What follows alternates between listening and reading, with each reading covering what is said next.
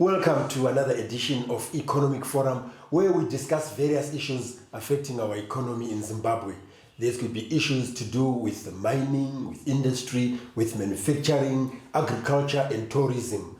Many that we've discussed here and we continue to discuss. My name is John Masugu. The festive season is upon us, and that pulse of buying, is on us. It's at a top notch. And we want to discuss why and how we can manage the festive season so that we don't suffer what we call the January disease. And to help us do that, we've invited a consumer advocate, Rose Mpofu. Rose, welcome to Economic Forum. Thank you, John. For time immemorial, Rose, we've always had this behavior of wanting to buy things over the festive season. But at times we buy without any planning, without any budgeting and so forth. Let's talk about that behavior, and you then tell us what the trend is nowadays. Around this time, most people are in a celebratory mood. Celebration comes with expenditure. So people will be buying, and to make it worse, it is usually the time when people also get the 13th check, their bonuses. So, the impulse is to buy. And it's unfortunate, as you rightly say, we then go into the January disease. Maybe with time it will change, especially when you've come here to advise as a consumer advocate. What should people do in order to plan for the festive season right from the beginning of the year? It has to begin right from January. We should be able to plan for the whole year and say in January, how much money are we putting for our festive season in December? It's important to start planning in January, not to then put everything in November, December, and we say we want to go to the rural areas, we want to go on holiday with the children, we want these beautiful dresses. It all has to be planned right from the beginning of the year, so that by the time we come to the festive season, you are all set, everything has been planned, all your plans are in place, and you can celebrate without having to waste money. Rose, a typical Zimbabwean family or individual, I think you've just mentioned Ekaya, Kumusha, holidays, as well as going to some resort. The other time we were talking to Mr. Chidzidzi, an expert in tourism, that they're also promoting domestic tourism and so forth. It comes in, with expenditure and so forth, which yes. we are discussing here. A typical family, what does it expect, besides the clothes that you mentioned, besides going Ekaya, Kumusha? A typical family in Zimbabwe usually expects, a lot of beverage, buying impulsively. You need to have planned for these things, and you need to have put in place systems that show you how to go about your buying. In fact, some of the clever people will start keeping their own chickens in November for Christmas, so that they don't then have to overspend unnecessarily. Some people start buying in bulk, like things like the soft drinks, the alcohol. They've been buying since January, so that by December they have their things in stock. All they are waiting for is to celebrate. Who has an input in planning for the festive season in the household?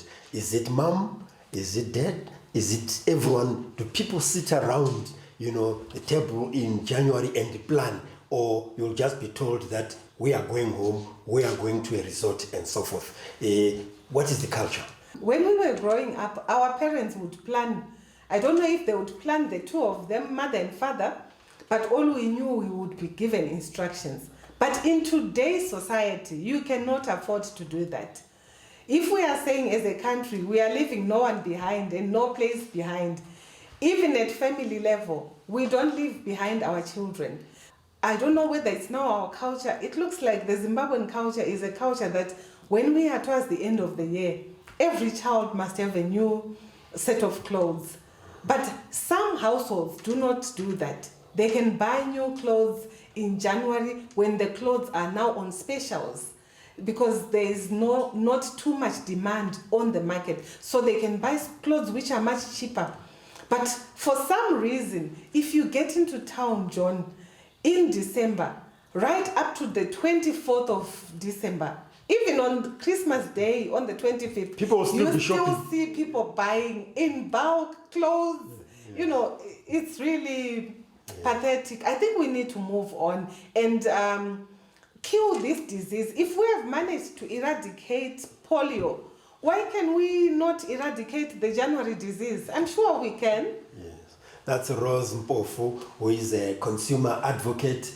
The festive season is upon us, and we are discussing how to manage the festive season so that we don't use up all the resources that we have, because come January, we'll be looking at other things that are very important in our households. So join us in the second segment of Economic Forum.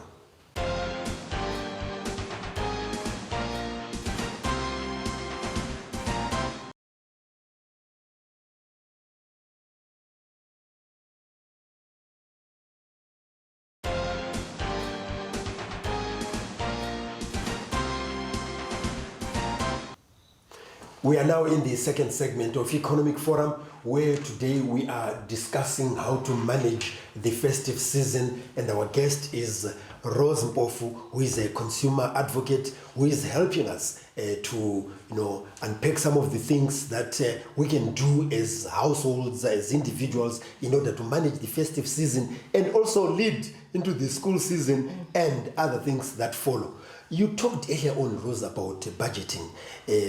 Probably it's not only individual household budgeting. Are there any other budgeting tips that you can give, maybe as groups, as church, and so forth? Yes, precisely.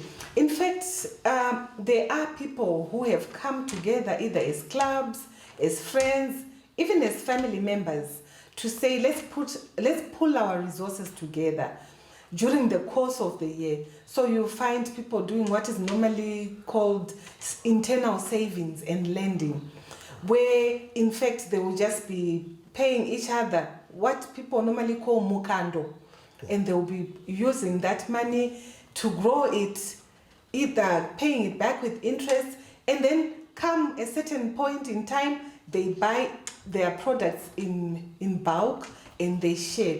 Normally December is a popular month for sharing of these groceries. It's a time of giving. Yes, time of giving. So they get to share sugar, cooking oil, rice, everything, to the extent of even sharing meat. Some people will buy a whole beast and they divide it and they share among themselves so that they can celebrate, and they can also even give, because it's also a time for giving. So it's important for people to start planning, not to just, get into this when we are already in a celebratory mood in December.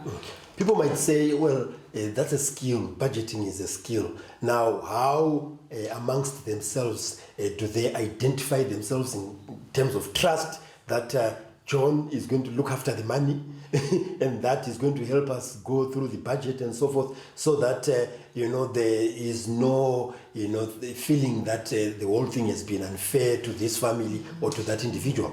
You are very right. We have seen groups that have disbanded because of lack of trust, or perhaps somebody has then taken the money for their own use. It is very unfortunate. So it's important to know the group dynamics. You need to identify individuals who are of good standing, people who are trustworthy, who perhaps have a reliable, sustainable source of income, people that can identify with you, not to run across different social classes, or including people who are not very financially stable. So it's important to identify the same people who are with you in the same class, who are of the same belonging, either in a church or in the neighborhood or even in the family.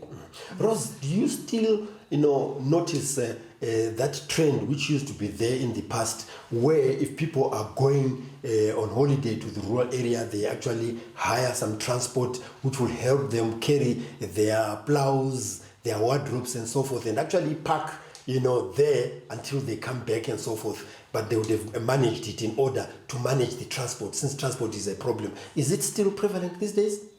It does happen. In certain communities, there are people who are so well organized that they can actually plan their transport because they don't want to be at Mbare or at Mukambo or Erenkini, They want to be taken home at a particular time, and they don't have to go through the hassles of getting their luggage stolen at these public. And they'll be carrying a lot of things during that time. Like I mentioned, wardrobes, sofas, and so forth. Yes. But my advice would really be to say, don't wait for Christmas or the festive season to be able to carry your wardrobe. Carry it during the course of the year, before this hassle and before this noisy, bus station or rank or where there is everyone going at the same time. And also it's advisable not to travel as families during the festive season, because we have seen in the past that sometimes road accidents have claimed the lives of a whole family. So it's also wise to divide ourselves into smaller groups so that if anything bad is going to happen on the road, not everyone will be lost. Some advice as a consumer advocate to the young generation. There I am, I'm staying alone at a flat, I'm far away from my family and I'm not going to visit. I'm going to be having friends around me and I'm going to be going to gigs and so forth. Let's talk about those because there are plenty of them. How do they plan for the festive season?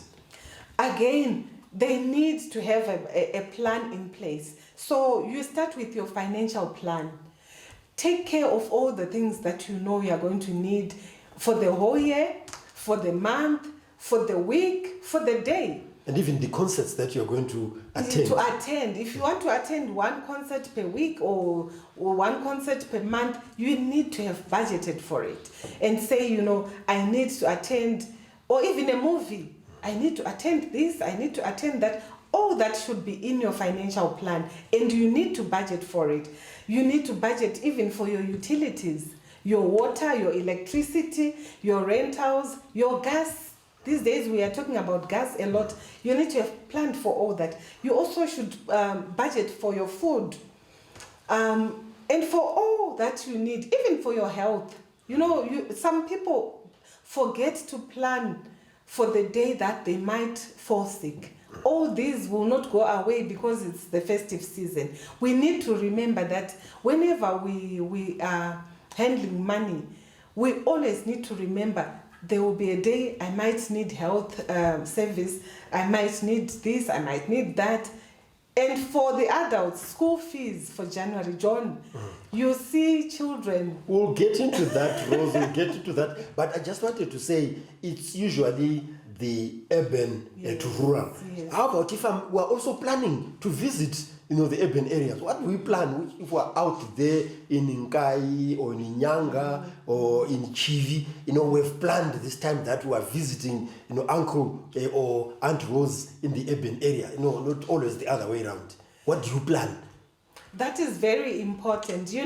When somebody is coming from the rural areas, the first item on the plan is to communicate with Uncle to say, we would like to visit you. Well, I suppose it's both ways. It's both ways. It is both Yes, ways. yes. But I think you will understand that in town it's even more critical because people will be all over the place.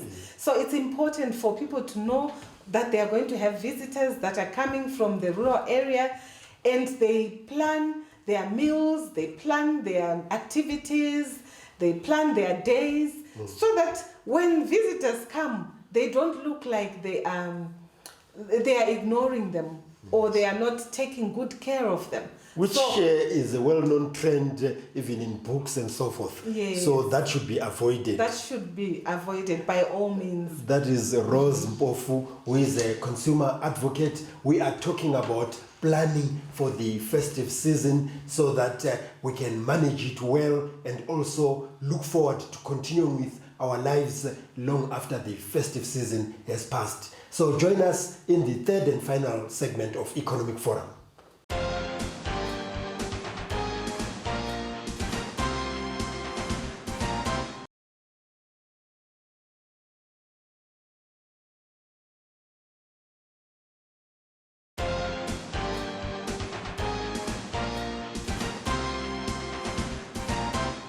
We are now in the third and final segment of Economic Forum, where today we are discussing how to manage the festive season, where usually we want to buy, want to spend and so forth. And Rose Mpofu here is helping us as a consumer advocate on how we can do things better. You made mention of the January disease and I stopped you in the other segment. Now we can go into that because that's the time then you regret about all the pleasure that you were having and you now have debt and you can't afford certain things. Tell us or take us through about how to avoid this January disease. You said if we eradicated polio and other diseases, why can't we eradicate this disease which has been with mankind for decades? Thank you, John.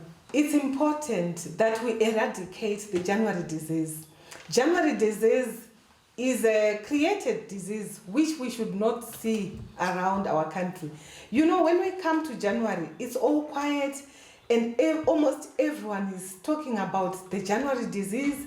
There is no more celebration and even important things like school fees and rentals, even food. Some households go to the extent of not having a meat dish in January. Why? Because they cannot afford it. They overspent in December and they can no longer afford. So what we are simply saying is, in order for us to eradicate the January disease, we need to plan. Remember, failure to plan is planning to fail. So if you don't plan from the beginning of the year, it means next year in January, you are going to be, facing this disease, the January disease. People have gone on to the extent of laughing about it, to say in January, you see pictures on WhatsApp, pictures of cabbage, to say we are going to be eating cabbage throughout the month. Why? Why would we do that? Let's not take ourselves to that level. We need to look after ourselves, after our health, even in January. So it's important that when we are planning, we take, for example, if you want to go to a supermarket or to any market, you must always have your shopping list. You must move around with your shopping list. Do not buy anything that is not on that list. Because if you buy something that is not on the shopping list, you are going to overspend. You also need sometimes to buy things in bulk if it is necessary, like detergents. There's no need for you to buy a bar of soap every month. You can buy your box of green soap, your box of washing powder, your box of cooking oil. All those are tips of budgeting and planning wisely as a member of the public. You also need to target promotions. Sometimes there are promotions for commodities, but always watch out for expiry dates, because sometimes you think you are buying something that is cheap on promotion and yet you are buying things that are going to expire before you complete your usage. There's the other one that I like, maybe you want to talk about it as well, which is called the peacock mentality. Is it something that you should avoid? And tell us what it is. Yes, that's important, John, because I think Zimbabweans, we are the worst when it comes to peacock mentality. Peacock mentality is basically showing off, wanting people to know that I've got money. People knowing that today so and so has been paid. And Why telling the should- barman that, everything is on me. Imagine that I'm buying everyone a glass of beer or a bottle of beer. That is long gone. We should not be acting like the old generations who you would know today the policemen have been paid, tomorrow the teachers have been paid, and everyone is expecting you to be showy and to be buying everyone. Gone are those days. We need to be more educated, to be more planning, to be well organized, and to follow standards. Let's live within our means. If I cannot afford this, I cannot afford it. I do not have to pretend that I can afford what I cannot. That is our greatest problem, the peacock mentality. And by all means, this generation should eradicate the January disease. How about your message to those who are offering these services? At times they take advantage of shortages and other things. I think those who are offering the services, those who are running the shops and so forth, you have a word for them that they shouldn't just take advantage of the citizens simply because they have more money. Precisely, John. In fact, this is the most dangerous time for the public because of the high demand. Sometimes the suppliers of basic goods and commodities tend to increase prices, unnecessarily. So my word to them is really to say they need to practice responsible selling. They need to make sure that people get value for their money. It's not necessary for them to be increasing prices all the time just because there is a hive of activity. They must stock their products so that when people come to buy, they find all products there. People do not want to meet shortages and they do not want unnecessary price increases. And this also happens even in the transport sector, where Yes. during the festive season, especially towards Christmas Day or New Year's Day, the fares go up astronomically. What is your advice to those who provide these services? That is very true. To the providers of transport service, I would say they need to plan. They need to ensure that their drivers get enough rest on the roads. Their buses or motor vehicles are well lined up for all the necessary trips that they should take. They must know by now that during December, many people are going to be traveling. Therefore, they must provide for adequate transport and adequate drivers so that people can travel in comfort. People should not be waiting for long hours, waiting for transport to take them to their rural areas or to various destinations.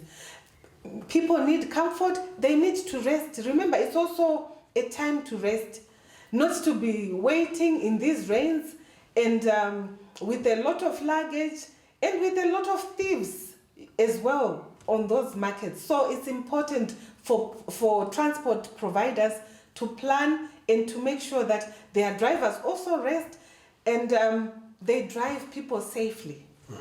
Well, that's a very good point, driving people safely and also having shopping lists and planning for your holidays and eradicating the January disease. Those are some of the takeaways that I've noted from this program. That's Rose Mpofu, who is a consumer advocate, who has been advising us as viewers and listeners about how to manage the festive season so that as we go forward, we still have income, we still have our savings that we can use for various things. That has been Economic Forum for today. If you would like to get in touch with us, you can do so on the numbers that are showing on your screen. And you can also engage with us on the social media platforms that are again showing on the screen. If you have missed some of the episodes of Economic Forum, you can watch them on our YouTube channel, which is Economic Forum Zimbabwe. So on behalf of the consumer advocate Rose Mpofu and the production crew, this is John Masugu wishing you a happy festive season.